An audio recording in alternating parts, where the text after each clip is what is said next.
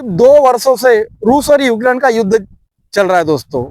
दोस्तों यूक्रेन भी पूरी तरीके से तबाह हो गया है। हजारों हजारों लाखों उसके सैनिक मारे गए। रूस के भी कई सारे हजारों सैनिक मारे गए दोस्तों। कई बच्चे थे जिनके पिता सैनिक सैनिक थे, वो भी उस युद्ध में शहीद हो गए। दोस्तों मेरा सवाल तो सीधा सीधा ये है, क्या किसी भी समस्या का समाधान युद्ध से होगा? नहीं दोस्तों, बिल्कुल नहीं होगा। आप इतिहास के पन्नों को यदि पलटोगे और 1900 प्रथम विश्व युद्ध की यदि मैं बात करूं, जो 1914 से 1918 के बीच में जो हुआ था दोस्तों, उसमें भी हजारों लाखों सैनिक मारे गए और कई सारा नुकसान हुआ दोस्तों। उसके बाद द्वितीय विश्व युद्ध हुआ। द्वितीय विश्व युद्ध 1939 से 1945 के बीच में करीब 6 साल तक ये युद्ध चला दोस्तों। उसमें भी हमें पता है कि अमेरिका ने जापान के जो हिरोशिमा और नागासाकी दोस्तों, उस पर 6 अगस्त 1945 और 9 अगस्त 1945 को परमाणु बम फेंक दिया था दोस्तों।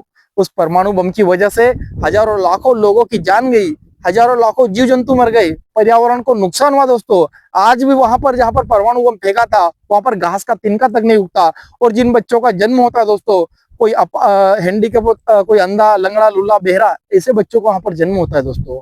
और पिछले कुछ दिनों से मैं न्यूज में देख रहा हूँ, इजराइल, ईरान और अमेरिका का जो घमासान युद्ध चल रहा है दोस्तों, ये युद्ध देश और दुनिया को किस दिशा में लेकर जा रहा है दोस्तों?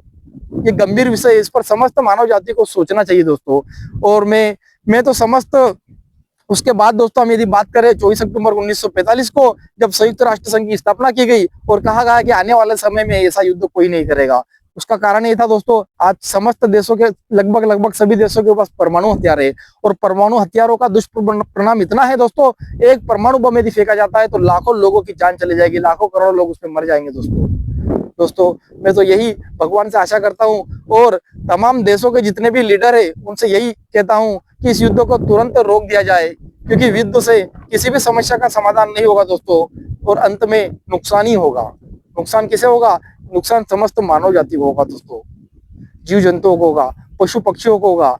रॉकेट और मिसाइल, इतने बड़े बड़े रॉकेट और मिसाइल छोड़े जा रहे हैं दोस्तों, इसमें कई सारे बच्चे अनाथ हो जाएंगे, भूखमरी की समस्या आ जाएगी, वैश्विक मंदी आ जाएगी दोस्तों, हर चीज का भाव बढ़ जाएगा दोस्तों। मैं नरेंद्र मोदी जी से भी आग्रह करता हूं कि आप भी आपके स्तर पर प्रयत्न करें और इस युद्ध को जल्दी से जल्दी रोकने की कोशिश करें।